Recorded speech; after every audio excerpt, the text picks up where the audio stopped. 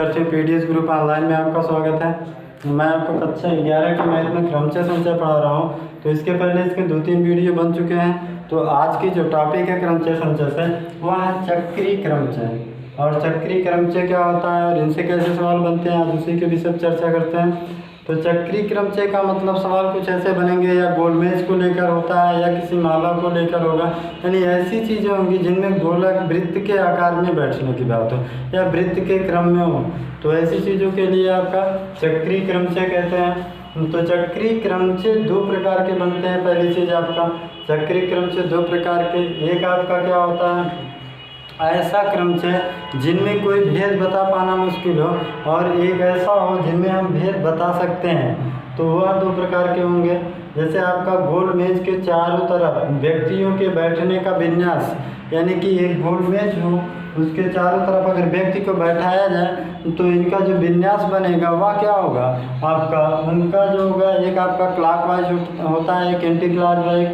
तो उनको हम भेद बता सकते हैं। इस वाले में हम भेद कर सकते हैं कि बाएं पक्ष पे बैठा है या दाएं पक्ष पे बैठा है। तो यह आपका व्यक्तियों को गोल मेज के चारों तरफ व्यक्तियों को बैठने का जो विन्यास होगा इसमें हम भेद बता सकते हैं, क्योंकि यह आपका क्लॉकवाइज और एंटी क्लॉकवाइज की बात इसमें चल जाती है। लेकिन इसके बाद आपका सेकंड है जो आपका, उनमें आपका जैसे माला की बात कर दी जाए कि कोई क्या है एक मोतियों की माला है, तो उनमें क्या होता है हम भेद बता नहीं सकते कि दायां बायां। तो ऐसी चीज़ों के लिए क्या मोतियों की माला पर एग्जाम्पल लेंगे, यानी मोतियों से बनी हुई मालाओं पर। तो इनमें हम आपको कुछ सूत्र से भी बताएंगे क्वेश्चन। और इनमें क्या होता है अगर हम यहाँ पर लिखें एक, जैसे मान लो एक सर्किल है, तो इस सर्किल में हम ABCD ऐसे नाम दे सकते हैं यहाँ पे।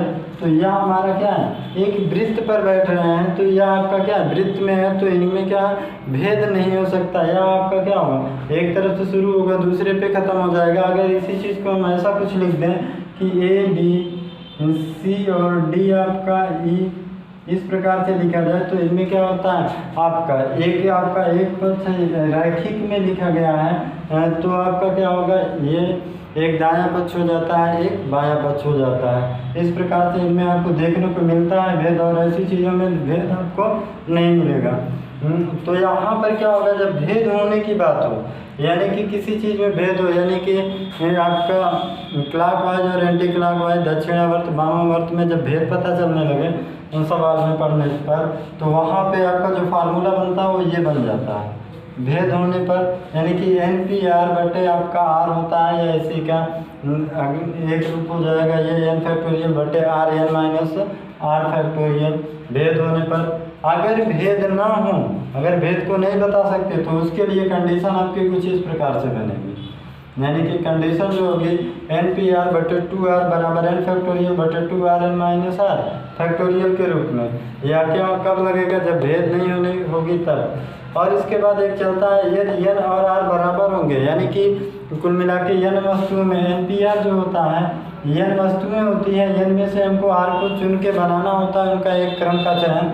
तो क्या होता है अगर यदि N और R बराबर हो जाए तो दक्षिणावर्त तथा वामावर्त में भेद होने पर क्रमचयों की संख्या, जब भेद होगा तब क्रमचयों की संख्या N minus R factorial N minus 1 factorial, तथा जब भेद नहीं होगा यानी कि भेद को बता पाना मुश्किल है तो उस कंडीशन में N माइनस 1 बटे आपका 2 फैक्टोरियल होगा। तो इतने सूत्रों को 2 ये और 2 यहाँ के सूत्रों को ध्यान रखना होगा। तो हम वहाँ पर सवालों पर जब चर्चा करेंगे तो इन्हें हम बताएंगे। यहाँ पर देखेंगे जो क्वेश्चन है हमारा कह रहा है कितनी प्रकार से 5 भारतीयों तथा 4 अंग्रेजों को गोलमेज के 4 ओर बैठाया जा सकता है, जबकि इनमें प्रतिबंध होने और ना होने की बात की गई है। कह रहा है कोई प्रतिबंध ना हो, यानी कि अगर एक गोलमेज होगा तो गोलमेज के चारों तरफ इनको 5 भारतीय और 4 आपका अंग्रेज को बैठाना है। कह रहा कोई प्रतिबंध ना हो, दाएं बाएं कोई कहीं भी बैठ सकता है। तो बैठने का क्रम जो होगा वह कितना होगा, यानी कि इसमें क्या है कोई भेद की बात नहीं किया है। इसमें देखेंगे यदि N और R बराबर हो तो दक्षिणावर्त तथा वामावर्त में भेद न हो, भेद होने पर क्रमचयों की संख्या, ठीक है। यहाँ पे भेद होने पर क्रमचयों की संख्या इतनी होती है। तो यहाँ पर जो होगा कोई प्रतिबंध नहीं, ऐसा नहीं है कि हम अंग्रेजों को और आपका जो भारतीय है उनको एक साथ बैठाएं, यानी कि भारतीय हमेशा एक साथ रहना चाहिए, अंग्रेज एक साथ रहने चाहिए, ऐसी कोई बात नहीं की गई है। तो इनमें क्या होगी, भेद के लिए जब अगर हम कोई व्यक्ति को बैठाते हैं, 9 व्यक्ति हैं टोटल, अगर 9 में हम बैठाएंगे, किसी एक का स्थान निश्चित किया जाता है। अब 9 व्यक्तियों में अगर हम एक का स्थान निश्चित कर देंगे कि वह यहीं पर बैठेगा, तो उसके बाद जो 8 बचते हैं वह अपना क्या है, कोई इस तरफ कोई उस तरफ दाएं बाएं बैठ सकता है। अब उनके स्थान नहीं निश्चित होंगे तो एक को तो निश्चित करना पड़ता है। इसलिए हम इस फार्मूले को लगा सकते हैं, यदि n बराबर r हो तो दक्षिणावर्त तथा वामावर्त में भेद होने पर क्रमचयों की संख्या n-1। जब भेद होने पर कहे, यानी कि दाएं बाएं का, यानी क्लॉकवाइज और एंटी क्लॉक की बात हो, तो जो होगी यहाँ पे प्रतिबंध, कोई प्रतिबंध ना हो, तो इसमें हम क्या कर सकते हैं, सीधे चीज आपका कुल व्यक्तियों की संख्या क्या होगी 9, और एक का स्थान हमें निश्चित करना होगा, तभी 8 को बैठाया जा सकता है दाएं बाएं करके। तो इसलिए आपका -1 होता है, अर्थात कुल होगा 8 फैक्टोरियल।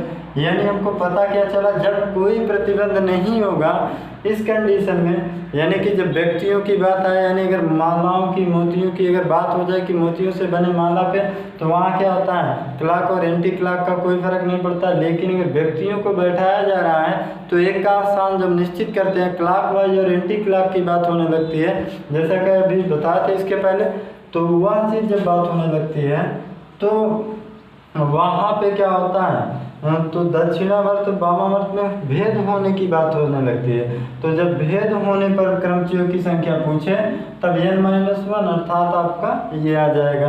तो पहला आपका हो गया। और दूसरे में कह रहा है चारों अंग्रेज एक साथ बैठे। जब चारों अंग्रेज एक साथ बैठने की बात की जाए, यानी कि टोटल क्या है, 5 भारतीय हैं और 4 अंग्रेज हैं, तो 5 भारतीय हैं तो किसी 5 स्थान पे बैठ सकते हैं। लेकिन जो अंग्रेज हैं आपके, अंग्रेज 4 हैं, या आप अपना चाहे जिधर बैठे कोई दिक्कत नहीं। अगर 4 अंग्रेज आपके बीच में बैठ गए हैं तो इनके इधर भी और इधर भी भारतीय बैठ सकते हैं, कोई प्रॉब्लम नहीं। लेकिन जो अंग्रेज होंगे उनकी चारों की संख्या एक साथ होनी चाहिए। अब ये अंग्रेज अपना क्रम आपस में यहाँ बदल सकते हैं, लेकिन होने चाहिए कैसे, एक साथ में।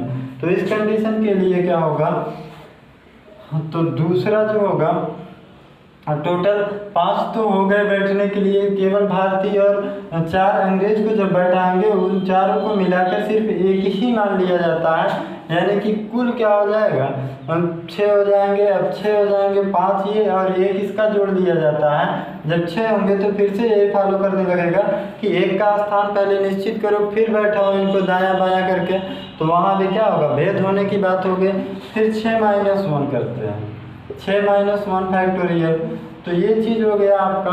फिर एक चीज़ देखने को मिलती है, अब 5 भारतीय को तो ट्रांसफ़र कर सकते हैं और 4 जो अंग्रेज होंगे वो एक साथ ही ट्रांसफ़र होंगे, चाहे कहीं भी हों। लेकिन इसमें एक शर्त ये भी बन जाती है कि 4 अंग्रेज जैसे यहाँ पे बैठाए गए हैं तो इनके ये आपस में अपने क्रम को चेंज कर सकते हैं। तो इस प्रकार से इनके लिए भी क्या होगा, 4 फैक्टोरियल, अर्थात जो इसका आंसर बनेगा वह होगा 5 फैक्टोरियल इंटू में 4 फैक्टोरियल। तो दूसरा आंसर हमारा ये होगा, पहला ये हो गया। फिर कह रहा है चारों अंग्रेज एक साथ ना बैठे। अब चारों अंग्रेज एक साथ ना बैठने की शर्तों में देख लेते हैं क्या करता है, और कह रहा है कोई भी 2 अंग्रेज एक साथ ना बैठे।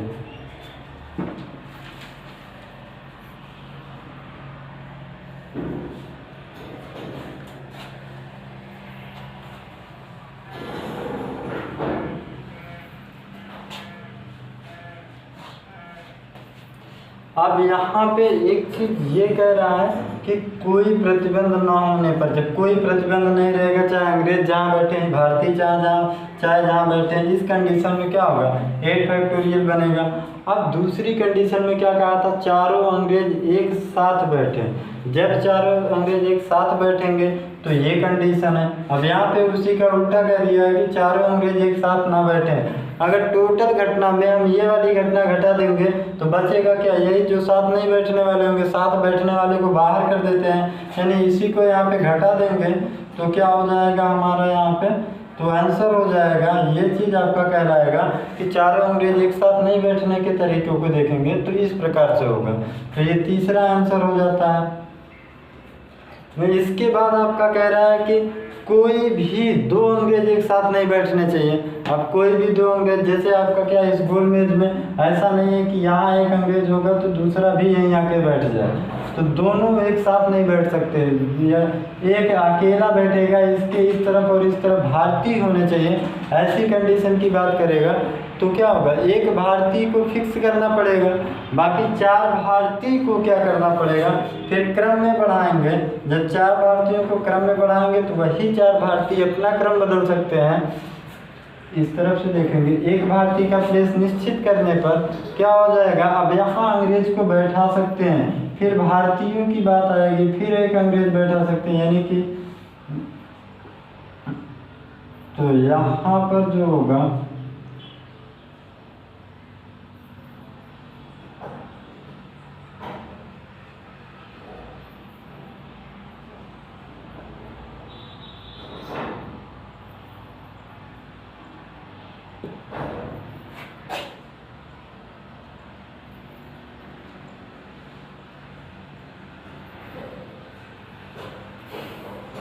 ये चीज़ होगा। इनमें देखेंगे चार अंग्रेज होंगे, अब चार के बाद पांच आपके भारतीय होंगे, तो यहाँ पे एक दो और आपका तीन एक चार, एक यहाँ पर रख सकते हैं, कोई दिक्कत नहीं, इस प्रकार से भी रख सकते हैं। तो क्या होगा, यहाँ पे देखेंगे जब तक हम एक भारतीय का निश्चित नहीं कर लेंगे तो इन अंग्रेजों को नहीं बैठा सकते या फिर भारतीय को नहीं बैठा सकते।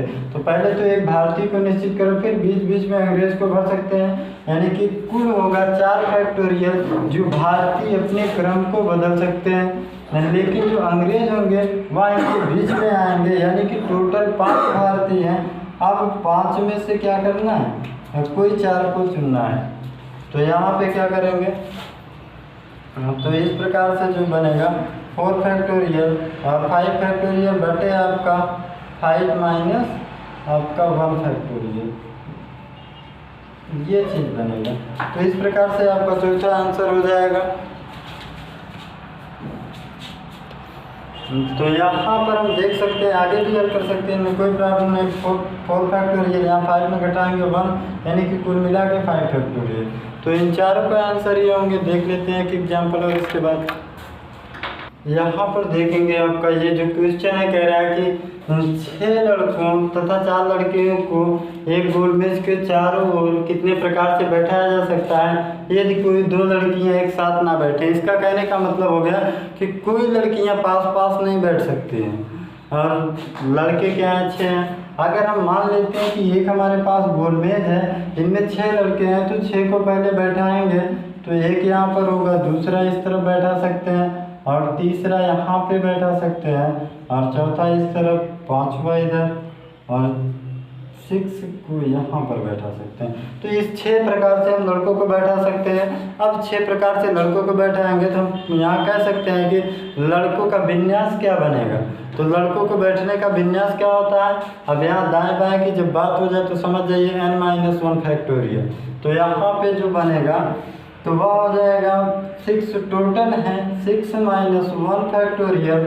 अब यहाँ पे ये चीज़ बन गया इनके विन्यास के विषय में कि इनका क्रमचय क्या होगा, कैसे आगे पीछे करके बैठा सकते हैं। तो इसके बाद क्या होता है, अब यहीं बीच में लड़कियों को बैठाना है। अगर 6 लड़के हैं तो इनके बीच के जो प्लेस होंगे वहाँ पे कितने होंगे, वह प्लेस भी हमारे 6 होंगे।